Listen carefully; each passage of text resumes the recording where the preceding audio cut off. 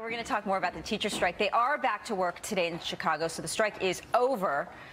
And the returning teachers have a few things to smile about, including a 17.6% raise over the next 4 years. This in a school system that could end up with a $1 billion deficit by the end of the year. Should other cash-strapped cities be concerned about what just happened in Chicago? Dobbs predicted this, by the way. I know, and he's back to talk about it more. Welcome, sir. Great to be with you. Yes. As I said, we have witnessed another round of political theater. This was one of the most carefully choreographed kabuki performances on the part of Mayor Rahm Emanuel and Karen Lewis, the teachers union president, that we've seen in some time. There even some of the Chicago newspapers are saying, golly, Mayor Emanuel got it done. Oh. He didn't win a single reform in this contract. The teachers, as you say, they got everything. 4% a year, plus the merit, plus the, I mean, it goes on and on.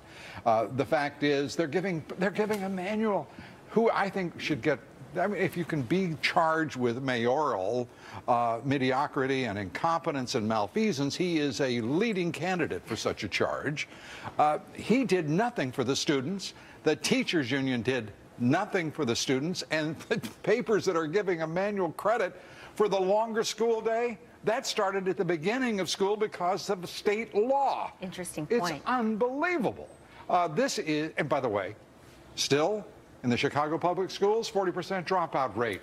The kids can't even do basic math, basic reading skills. Right. It is a disaster, and it's absurd that they're allowing this kind of nonsense to proceed as if something happened here that was constructive for the children, because the last interest that was present here was that of the students who are so disturbed by the Chicago schools and the city government of Chicago. 15% of fourth graders, as we pointed at the beginning, that's all that read at a proficient level, only 15%.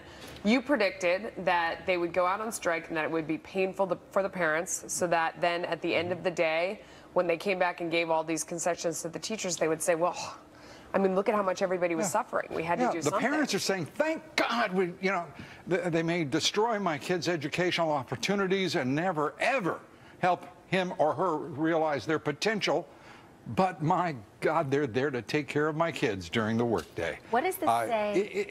It is an exercise, one of the most transparent exercises in cynicism, and I believe the country right now, certainly at the local government level. Did the unions as a whole get a leg up in clout because of this whole absolutely. chaos? They've got a guarantee for crying out. They're ballyhooing the opportunity for principals to have more power. As a result of this deal, the principals have diminished power in hiring because they had to create two pools. One of teachers who've been laid off, as districts are losing quite a few teachers in Chicago. And secondly, new teachers. But under this contract, they have to give preference to the old teachers, the laid-off teachers, the teachers who often are those struggling and least serving the interest of the students. Lou, thank you so much for your analysis. Great to be with you.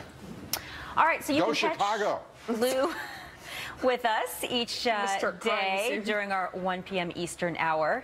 Highlight of my day, that's for sure. I don't know about you, Melissa, but... Without question. Okay, tonight, Lou talks with noted economist and author of Wealth and Poverty, George Gilder, about the state of the economy in light of the dueling quotes that are shaking up the race for the White House.